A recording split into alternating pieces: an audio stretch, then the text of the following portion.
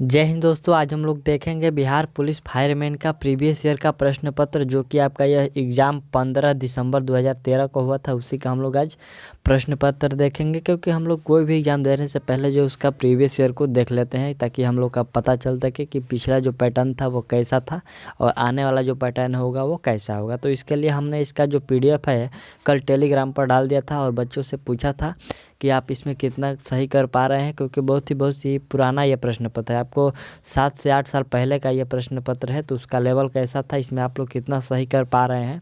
तो बहुत से बच्चों ने बोला था कि 60 कर पा रहे हैं, 70 कर पा रहे हैं, 80 कर पा रहे हैं। हालांकि बहुत से बच्चों ने 60 से अधिक ही प्रश्न सही कर पाए हैं। तो चलिए हम लोग इसको आज इसका सॉल्यूशन हम लोग कर लेते हैं, और आप लोगों ने कहाँ पर गलती किया है आप लोग इसको ध्यान दीजिएगा, ठीक। इसमें हम लोग जो क्या बोलते हैं, परीक्षा का जो समय होता है वो आपको पता होगा। तो कुल टोटल 100 प्रश्न होते हैं। ये पिछला बार भी ऐसा ही प्रश्न था, इसमें कुछ बदलाव नहीं हुआ है। इस बार भी ऐसा ही होने वाला है। देखिए यहाँ से हम लोग का बिहार पुलिस अग्निक भर्ती परीक्षा 15/12/2013 यानी कि 15 दिसंबर 2013 को यह एग्ज़ाम हुआ था। इसमें और कुछ नहीं है। हालांकि यहाँ पे देखिए इसमें परीक्षा भाषा इसमें हिंदी और अंग्रेजी है, और सामाजिक अध्ययन, सामाजिक विज्ञान, गणित मिला करके आपको ये 100 प्रश्न दिए गए थे, ठीक। चलिए हम लोग इसको शुरू कर लेते हैं। यदि आप लोग चैनल पर नए हैं तो जुड़ जाइए, और यदि टेलीग्राम पर आपको PDF नहीं मिला है तो वीडियो के डिस्क्रिप्शन में टेलीग्राम का लिंक दिया गया है, वहाँ से आप लोग ज्वाइन होकर इसका PDF आसानी से प्राप्त कर सकते। इसमें जो हम लोग का पहला प्रश्न है, कह रहा है कि पाठ पलशाला, यहाँ पर पठशाला हो गया, और के मेल को कहा जाएगा। तो इसके मेल को क्या कहा जाएगा, इसके मेल को संयोग कहा जाएगा। राइट आंसर डी हो जाएगा। चलिए दूसरा जो हम लोग का प्रश्न है कि बहुब्रीहि समास में यहाँ पर क्या है, बहुब्रीहि समास में क्या होता है। तो देखिए बहुब्रीहि समास में जो होता है आपका तृतीय पद जो होता है प्रधान होता है। राइट आंसर सी कर लीजिए, जो तृतीय पद होता है वो प्रधान होता है।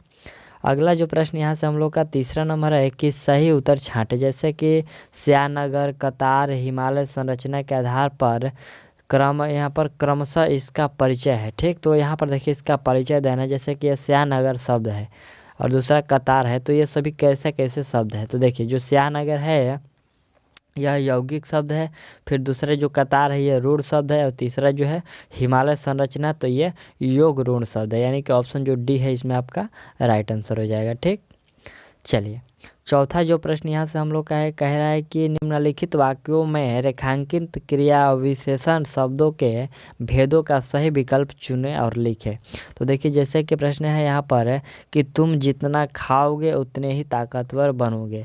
ये जो इसी में आपको क्रिया विशेषण को चूज करना है कि कौन सा क्रिया विशेषण है, इसमें जितना है और उतना को हाईलाइट कर दिया गया है। तो देखिए इसमें जो आपका राइट आंसर होगा कि यह परिमाणवाचक क्रिया विशेषण है, कि जितना तुम खाओगे उतने ही ताकतवर बनोगे। ये परिमाणवाचक क्रिया विशेषण है, ठीक। चलिए पांचवा जो प्रश्न हम लोग का कि शांति से बैठकर अपना कार्य कीजिए में रेखांकित शब्द का किस क्रिया विशेषण का प्रकार है। तो ये जो शांति शब्द का प्रयोग है, शांति से बैठकर अपना कार्य कीजिए, इसमें जो प्रयोग हुआ है यह रीतिवाचक जो है से क्या बोलते हैं, रीतिवाचक क्रिया विशेषण का प्रयोग किया गया है। राइट आंसर सी होगा। चलिए छठा जो प्रश्न हम लोग का है कि जिसके हृदय में ममता नहीं है उसके लिए एक शब्द। तो जिसके हृदय में ममता ही नहीं है उसके लिए एक शब्द निर्मम कर सकते हैं, ठीक। अगला प्रश्न है कि यह घर मेरा है और वह तुम्हारा, एक रेखांकित शब्द क्या है। यहाँ पर देखिए कुछ रेखांकित किया गया है, जैसे कि हाईलाइट कर दिया गया है। यह घर जो है इसको हाईलाइट कर दिया गया, थोड़ा इसको गहरे रंग से लिख दिया गया है। तो इसमें यही पूछा जा रहा है कि जो यह घर मेरा, इसमें कौन सा जो है रेखांकित शब्द, ये कैसा शब्द है, ठीक। तो देखिए ये शब्द यहाँ पर संज्ञा है, फिर प्रवि विशेषण है, और भी यहाँ पर ऑप्शन दिए गए हैं। तो यहाँ से जो हम लोग का राइट आंसर जो होगा, यह घर मेरा है, यह सर्वनामिक विशेषण है, यानी कि ऑप्शन जो सी है वो राइट आंसर है, ठीक। चलिए अगला जो 8वां नंबर हम लोग का प्रश्न है, इसमें शुद्ध वाक्य छांटना है, ठीक। इसमें 4 जो शब्द दिए गए, इसमें शुद्ध वाक्य कौन सा है। तो देखिए इसमें शुद्ध है पहला ऑप्शन ए वाला कि मेरे दोस्त के पिताजी तंबाकू के पुराने व्यापारी हैं। ये ऑप्शन जो ए है वो बिल्कुल सही है, ठीक। चलिए अगला यहाँ से हम लोग का जो अंग्रेजी का प्रश्न है, इसमें हम लोग अंग्रेजी और मैथ सभी के प्रश्नों को देखते चलेंगे, एक भी प्रश्न हम लोग इसमें छोड़ेंगे नहीं। ठीक, देखिए 9 नंबर जो प्रश्न है इसमें fill in the blanks by choosing the right option इसमें खोजना है कि नाइदर न्यू ईयर्स इव नोर यहाँ पर वैलेंटाइंस डे और dot dot dot are national holiday in India. तो यहाँ पर जो हम लोग का प्रयोग होगा वह क्या होगा, यहाँ पर is a national holiday in India, यहाँ पर इज का प्रयोग होगा। ठीक, चलिए अगला जो 10वां नंबर प्रश्न है कि which one of the following pairs incorrect, यानी कि हम लोग को इनकरेक्ट जोड़ा खोजना है कि कौन सा जो जोड़ा है वो गलत है। तो देखिए इसमें जो हम लोग का गलत जोड़ा है वह यहाँ पर बोर और डैम है। यहाँ पर बोर और डैम का जो जोड़ा है वो गलत है। और देखिए यहाँ पर जो बोर और डैम है ये क्या बोलते हैं, ये जो बोर है वो मेल है और यहाँ पर जो ये डैम है वो फीमेल वोमेन के तरफ ये प्रयोग हो रहा है, तो यहाँ पर ये गलत है। ठीक, बाकी ये जो 3 है रूस्टर, यहाँ पर रूस्टर का मतलब नर मुर्गा होता है और हेन का मतलब मुर्गी होती है। ठीक, तो इस प्रकार ये जो ऑप्शन डी है वो गलत है। अगला जो प्रश्न यहाँ से 11 नंबर प्रश्न हम लोग का कि in the following sentence one word is underline, choose the word which means most nearly the same as the underline word। जैसे कि he did not know that Raman was a treacherous friend, यहाँ पर टीचरियस friend इसका मतलब क्या होता है, इसके मतलब होता है विश्वघाती बेईमान कपटी। तो यहाँ पर जो हम लोग का क्या होगा, फॉल्स एंड डिसलॉयल डिसलॉयल होगा, राइट आंसर डी हो जाएगा, फॉल्स एंड डिसलॉयल। चलिए अगला जो 12 नंबर हम लोग का प्रश्न है, कह रहा है कि the young one of a goat is kind and that of a hen is. तो यहाँ पर हम लोग का यहाँ पर क्या होगा, चिक होगा, राइट आंसर यहाँ पर आप लोग बी कर लीजिएगा, चिक। अगला जो 13 नंबर प्रश्न है कि identify the word which always use a singular. यहाँ पर ऑलवेज यूज आ सिंगुलर, यहाँ पर कौन सा हो जाएगा, यहाँ पर मैसल्स हो जाएगा। ठीक, मैसल्स राइट आंसर सी कर लीजिएगा। और 14 नंबर जो प्रश्न है कि choose the correct option to complete the following sentence. ठीक, चलिए यहाँ से क्या है, कह रहा है कि I bought all those book dot dot dot only RS 7000। तो ये सॉरी 700 है, 700। तो इसमें हम लोग का क्या होगा, ये होगा कि I bought all those book in क्या, ऑल बुक इन ओनली 7000। ठीक, राइट आंसर सॉरी यहाँ पर 1000 बोल दे रहे हैं, था ये क्या होगा 100 होगा। ठीक, 700 राइट आंसर ये होगा। चलिए अगला जो प्रश्न यहाँ से हम लोग का प्रश्न है कि fill in the blanks by choosing the right option. यहाँ पर हम लोग को राइट ऑप्शन खोजना है। आपको जो 9 नंबर प्रश्न था उसी के जैसा है, यहाँ पर आइदर हिस्टोरिकल ओकेजन। यहाँ पर जो हम लोग का राइट आंसर होगा, इसमें राइट आंसर आपका हो जाएगा हैव का प्रयोग होगा। ठीक, राइट आंसर सी कर लीजिए। चलिए अगला जो यहाँ से हम लोग का सामाजिक अध्ययन से प्रश्न स्टार्ट होता है। तो 16 नंबर जो प्रश्न है, कह रहे कि डॉक्टर भीमराव अंबेडकर निम्न में से किसके साथ संबंधित नहीं थे। तो वह संबंधित नहीं थे राज्य पुनर्गठन आयोग के साथ, वो संबंधित नहीं थे। 17 नंबर जो प्रश्न है कि महिलाओं के मताधिकार से संबंधित सफ्रागेट्स मूवमेंट किस देश में चलाया गया। यहाँ पर एक सफ्रागेट जो मूवमेंट है यह किस देश में चलाया गया, तो यह चलाया गया था ग्रेट ब्रिटेन में, राइट आंसर ये होगा। ठीक, चलिए अगला प्रश्न है कि राज्यसभा के सदस्य का कार्यकाल है। तो राज्यसभा के सदस्यों का कार्यकाल होता है वो आपको 6 वर्षों का होता है। ठीक, राइट आंसर सी कर लिए, राज्यसभा के सदस्यों का कार्यकाल 6 साल का होता है। अगला प्रश्न है कि पंचायत समिति के सदस्य अक्सर डॉट डॉट डॉट वर्षों के लिए चुने जाते हैं। तो पंचायत समिति के जो सदस्य होते हैं अक्सर 5 साल के लिए चुने जाते हैं। ठीक, अगला जो 20 नंबर हम लोग का प्रश्न है कि राष्ट्रीय शिक्षा नीति 1986 का उद्देश्य डॉट यहाँ पर क्या नहीं है। यहाँ पर जो राष्ट्रीय शिक्षा नीति 1986 में जो लागू हुआ था इसका उद्देश्य क्या नहीं था। तो देखिए इसका उद्देश्य नहीं था कि शिक्षा सिर्फ उसके लिए है जो इसमें रुचि रखते हैं, यह ऐसा नहीं था। ये शिक्षा जो है सभी के लिए है। ठीक, चलिए अगला जो यहाँ से हम लोग का प्रश्न है 21 नंबर प्रश्न कह रहा है कि लोकतंत्र को सफल बनाने के लिए क्या करना चाहिए। ठीक, लोकतंत्र को सफल बनाने के लिए यहाँ पर क्या करना चाहिए। देखिए यहाँ पर है कि बेरोजगारों को रोजगार, सिर्फ शिक्षित लोगों को मतदान का अधिकार और सुदृढ़ पंचायती राज और नागरिकों को ईमानदारी और उत्तरदायी होना चाहिए। तो इसमें हम लोग का लगभग राइट जो होगा वह 1, 3 और 4 राइट है। यहाँ पर जो है सिर्फ शिक्षित को मताधिकार देना ये गलत है, मताधिकार सभी को देना चाहिए। लेकिन यहाँ पर जो है जो 3 है इसमें सही है, बेरोजगार को रोजगार और सुदृढ़ पंचायत और नागरिकों को ईमानदारी और उत्तरदायी होना चाहिए। चलिए अगला जो प्रश्न यहाँ पर हम लोग का है कि नस्लवाद का अर्थ होता है। तो नस्लवाद का जो अर्थ होता है क्या होता है, रंग भेद होता है। राइट आंसर रंग भेद। 23 नंबर जो प्रश्न है कि इसमें से राष्ट्रीय राजनीतिक दल कौन सा है। राष्ट्रीय राजनीतिक दल इसमें से कौन सा है, तो अकाली दल है। कि जो अकाली दल है वो अकाली दल नहीं है, ये क्या बोलते हैं, बहुजन समाज पार्टी। यहाँ पर जो है इसमें से राष्ट्रीय राजनीतिक दल की बात हो रही है, तो बहुजन समाज पार्टी जो कि है यह राजनीतिक दल है। ठीक, बाकी है जो नेशनल कॉन्फ्रेंस गलत है, ये भी गलत है और ये भी गलत है। यहाँ पर ऑप्शन जो सी है आपका राइट होगा। ठीक, चलिए अगला जो 24 नंबर प्रश्न है हम लोग का कि लोकतंत्र जनता का, जनता के लिए एवं जनता के द्वारा किसने कहा था। तो यह जो कथन है आपको अब्राहम लिंकन का है। राइट आंसर डी हो जाएगा। चलिए अगला जो प्रश्न यहाँ से है कि संघवाद का अर्थ है। तो संघवाद का जो अर्थ होता है वह होता है संघ और राज्य के बीच का सत्ता विकेंद्रीकरण होता है। संघवाद का अर्थ होता है कि संघ और राज्यों के बीच सत्ता का विकेंद्रीकरण। चलिए अगला जो प्रश्न है कि भारत एक राष्ट्र है।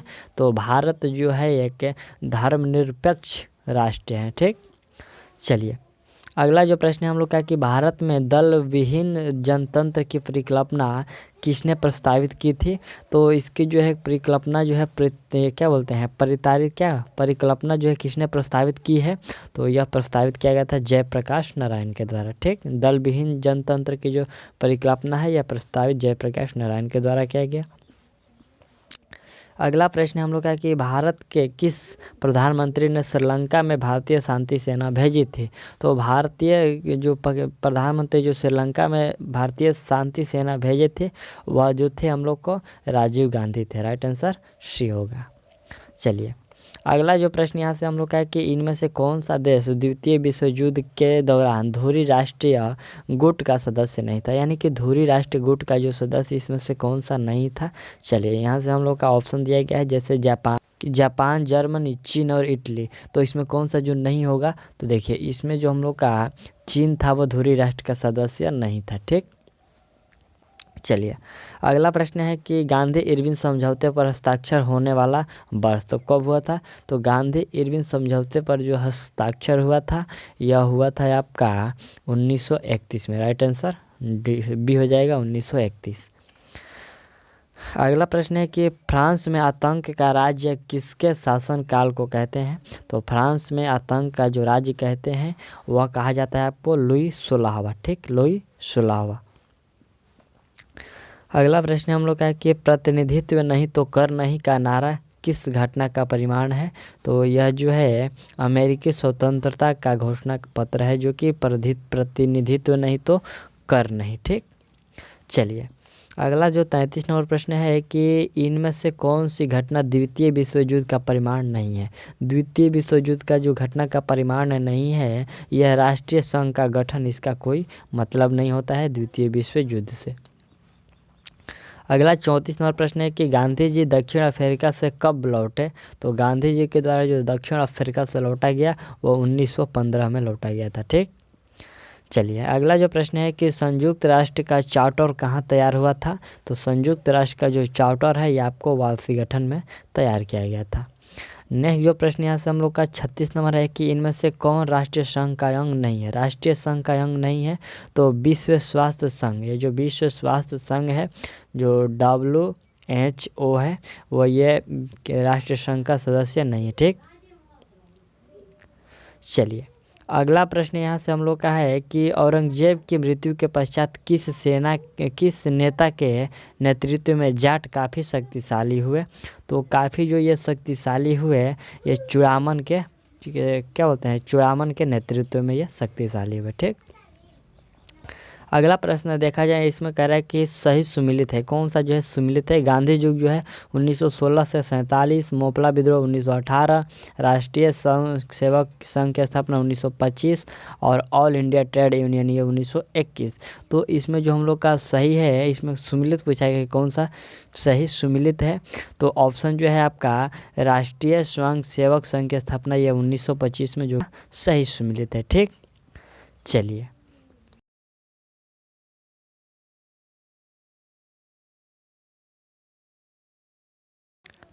चलिए अगला जो प्रश्न है हम लोग का 39 नंबर प्रश्न है कि मानव और नागरिकों के अधिकार के घोषणा पत्र के बारे में क्या गलत है। जैसे कि यहाँ पर पूछा गया कि क्या गलत है, जैसे कि दिया गया पहला इसे पुरातन व्यवस्था के मृत्यु प्रमाण पत्र कहा जाता है।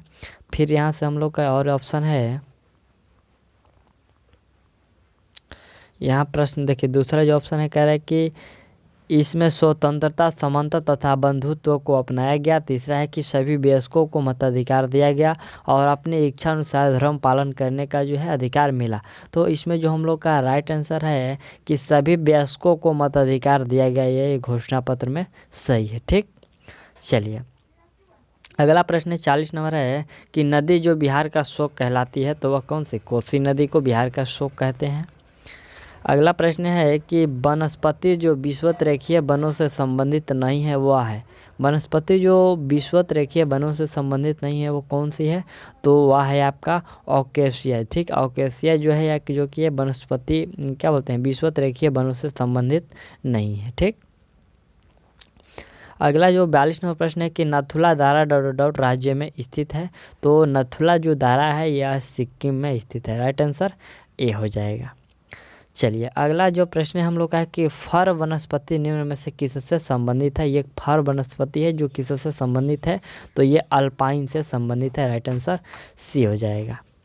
चलिए अगला प्रश्न है कि पेशावर एवं काबुल किसके माध्यम से एक के दूसरे से जुड़े हैं। तो पेशावर और काबुल जो है खैबर दर्रा से एक दूसरे से जुड़े हुए हैं। अगला प्रश्न है कि भारत में रेल मंडलों की वर्तमान में संख्या है।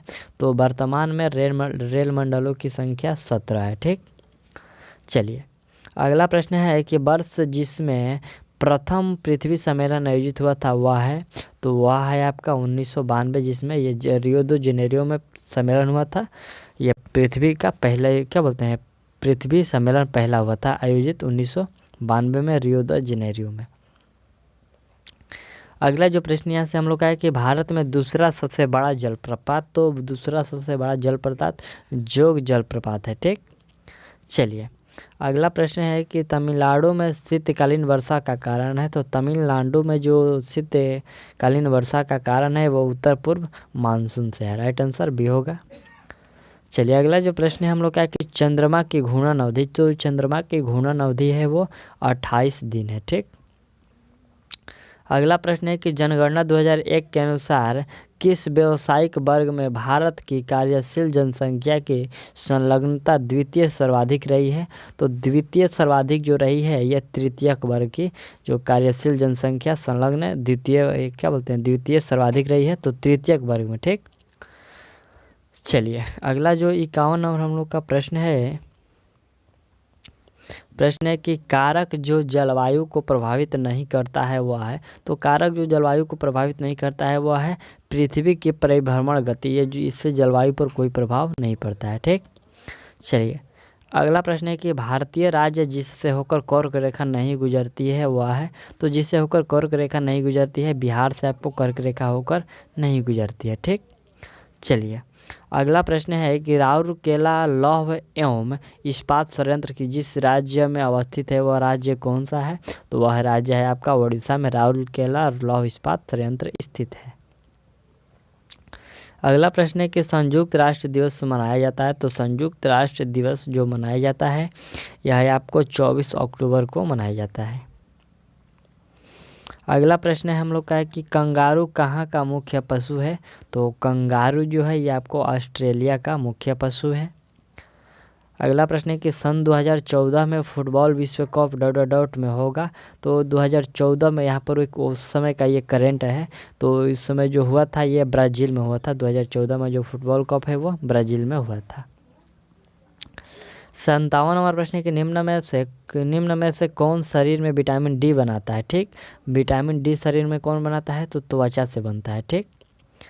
अगला प्रश्न है कि जय जवान जय किसान का नारा किसने दिया। तो जय जवान जय किसान का नारा लाल बहादुर शास्त्री के द्वारा दिया गया था। अगला जो प्रश्न है कि संतोष ट्रॉफी किससे संबंधित है। तो संतोष ट्रॉफी जो है फुटबॉल से संबंधित है। अगला जो प्रश्न हम लोग का है कि यूनेस्को का मुख्यालय कहाँ स्थित है। तो यूनेस्को का मुख्यालय जो है पेरिस में है। राइट आंसर सी हो जाएगा। ठीक, चलिए अब यहाँ से हम लोग का जो 61 नंबर से ये प्रश्न शुरू हुआ। तो ये सामान्य विज्ञान का प्रश्न है। ठीक, प्रश्न है कि खाद्य श्रृंखला में उत्पादक प्रकाश सौर ऊर्जा को बदलते हैं। तो ये सौर ऊर्जा को रासायनिक ऊर्जा में बदलते हैं। ठीक, चलिए अगला जो प्रश्न यहाँ से हम लोग का 62 नंबर प्रश्न है। प्रश्न कह रहा है कि प्रोटीन संश्लेषण होता है। तो प्रोटीन जो संश्लेषण होता है यह आपको राइबोसोम में संश्लेषण होता है। ठीक, अगला प्रश्न है कि जैव मंडल में रासायनिक पोषक तत्वों का चक्रण होता है। तो यह जो चक्रण होता है आपको जल के द्वारा, वायु के द्वारा और भूमि के द्वारा, इनमें से सभी के द्वारा जो होता है जैव मंडल में रासायनिक पोषकों का चक्रण। अगला प्रश्न है कि भारत में खरीफ फसल का मौसम होता है। खरीफ फसल जो कि धान का फसल होता है। तो इसका जो समय होता है यहाँ से हम लोग मान लेते हैं जुलाई से अक्टूबर तक का यह होता है। खरीफ फसल आपको याद रखना है जुलाई से अक्टूबर तक का।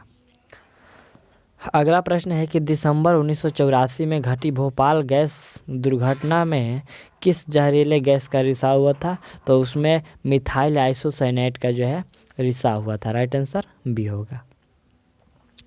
अगला जो प्रश्न हम लोग का है कि आहार श्रृंखला में मौजूद मेढक, टिड्डा, घास और सांप में यदि घास प्रथम पोषी स्तर पर होता है तो तृतीय पोषी पर कौन होगा। ठीक, यहाँ पर जब यदि घास प्रथम पर होगा तो ये जो तृतीय पर कौन सा होगा।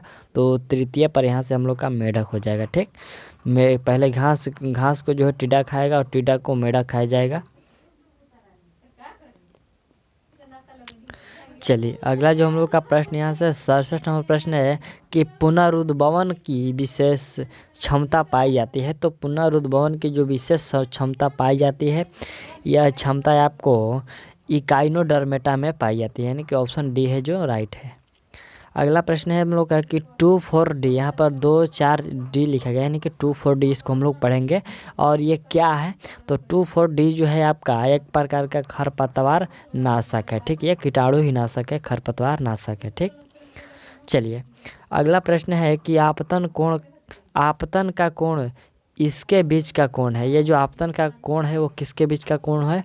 तो यह जो होता है आपका सतह पर अभिलंब तथा आपतित किरण के बीच का ये जो कोण होता है वो आपतन कोण होता है। अगला प्रश्न है कि कैक्टस में पाए जाने वाले अनुकूलन है। कैक्टस में पाए जाने वाले अनुकूलन कौन से हैं। तो देखिए वह अनुकूलन है यहाँ पर पर्णव, पर्व एवं पर्णशूल। यहाँ पर पर्णव, पर्व एवं पर्णशूल होगा। राइट आंसर सी हो जाएगा। ठीक, चलिए अगला जो प्रश्न है कि एक खाद्य श्रृंखला के कुछ ही चरण होते हैं क्योंकि हर चरण पर ऊर्जा क्या होती है, घटती है, बढ़ती है, पहले घटती है फिर बढ़ती है, या फिर पहले बढ़ती है या फिर घटती है। तो इसमें राइट आंसर होगा कि जो हर चरण पर जो ऊर्जा है वो घटती है। क्या होगा, सिर्फ ओनली घटती है। ठीक, चलिए अगला जो प्रश्न यहाँ से हम लोग का 72 नंबर प्रश्न, यहाँ से ये ग्राफ वाला प्रश्न है। तो दिए गए ग्राफ से त्वरण का मान ज्ञात करना है। यहाँ पर x है, फिर यहाँ पर y है और यहाँ पर एक कोण है, ये विस्थापन है और ये समय है। तो इसमें हम लोग का जो त्वरण का मान होगा वह क्या होगा। बहुत ही अच्छा प्रश्न है।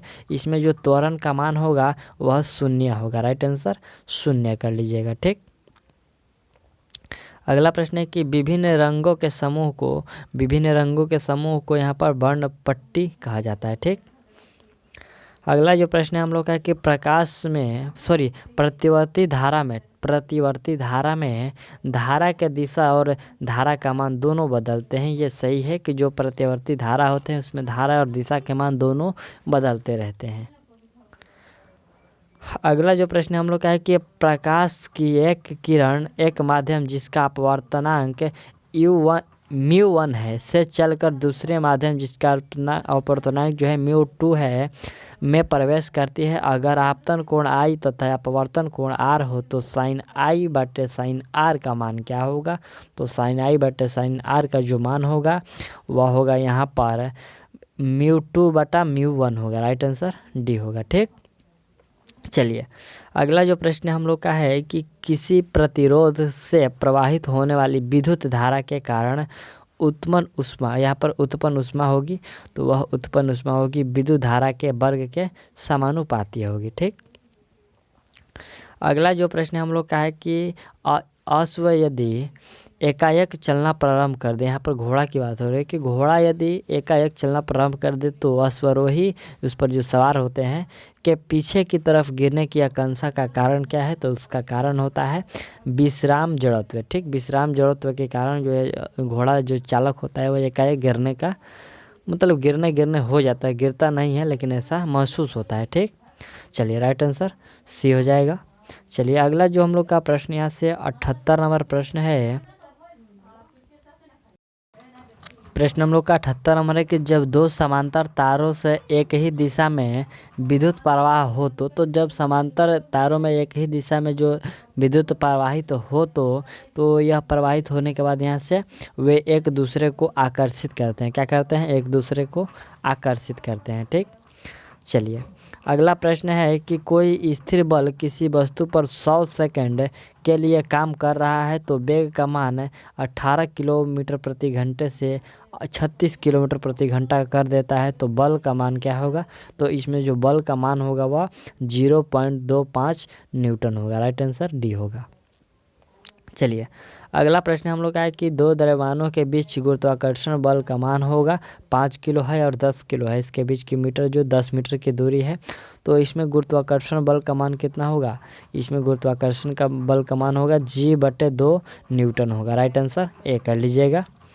चलिए अगला जो प्रश्न है कि 1 बिलियन जिसका pH 3 है तो उसका बिलियन में OH माइनस की सांद्रता होगी तो इसमें जो माइनस की सांद्रता होगी 10⁻⁻11 होगा। ठीक, चलिए अगला प्रश्न है कि एक इलेक्ट्रॉन का भार एवं आवेश है तो एक इलेक्ट्रॉन और उसके भार का जो आवेश है वह आपको 1/1838वां प्रोटॉन का भार तथा ऋण आवेश है यहाँ पर। राइट आंसर सी हो जाएगा। यह प्रश्न है कि एक इलेक्ट्रॉन का भार एवं आवेश है तो 1/1838वां प्रोटॉन का भार और इसके ऋण आवेश हैं। ठीक, चलिए अगला जो प्रश्न हम लोग का 83 नंबर है कि ग्रेफाइट को पेंसिल में प्रयोग किया जाता है क्योंकि? तो ग्रेफाइट का प्रयोग किया जाता है क्योंकि यह जो है कागज़ पर चिन्ह अंकित कर सकता है। ठीक, चलिए अगला प्रश्न यहाँ से हम लोग का निम्न अभिक्रिया में यहाँ पर H2S + Cl2 इसका अभिक्रिया के बाद 2HCl + S है तो इसमें कौन सा होगा? तो देखिए इसमें जो हम लोग का होगा कि Cl2 जो है ऑक्सीकारक की तरह व्यवहार कर रहा है। यहाँ पर जो Cl2 है यह ऑक्सीकारक के तरह व्यवहार कर रहा है। राइट आंसर इसमें ए होगा। ठीक, चलिए अगला जो प्रश्न यहाँ से हम लोग का 83 नंबर प्रश्न कह रहा है कि नाइट्रोजन गैस में अणु में निम्न अबांध है तो निम्न अबांध है कौन से अबांध है? इसमें जो है त्रिसंयोगी अबांध है। ठीक, चलिए अगला प्रश्न है कि इस अभिक्रिया में 2Al + 6H+ इसके बाद 2Al3 में 3H2 है तो इसमें किसका ऑक्सीकरण हो रहा है? ठीक, बहुत ही अच्छा प्रश्न है कि इसमें किसका ऑक्सीकरण हो रहा है? तो इसमें Al का जो है ऑक्सीकरण हो रहा है। ठीक, चलिए अगला प्रश्न हम लोग का है कि ब्यूटेन तथा आइसोब्यूटेन है तो ब्यूटेन तथा आइसोब्यूटेन ये जो है समवाय है। राइट आंसर बी होगा। चलिए अगला प्रश्न है कि नाभिकीय रिएक्टर में कौन सी ऊर्जा उत्पन्न होती है? तो नाभिकीय रिएक्टर में विद्युत ऊर्जा उत्पन्न होती है। अगला प्रश्न है कि बायोगैस के अवयव हैं, तो बायोगैस के कौन से अवयव हैं? यहाँ पर CH4 और H2S और उसके बाद O2, ये सभी जो है बायोगैस के अवयव हैं। राइट आंसर बी कर लीजिएगा।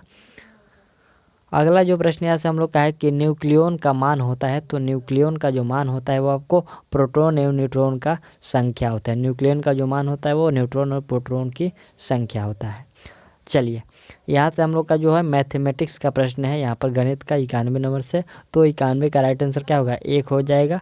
यहाँ पर आपको x का मान ज्ञात करना था। ठीक, चलिए अगला जो दूसरा हम लोग का 92 नंबर प्रश्न है कि निम्नलिखित में से किस परिमेय संख्या को सतत दशमलव के रूप में व्यक्त किया जा सकता है?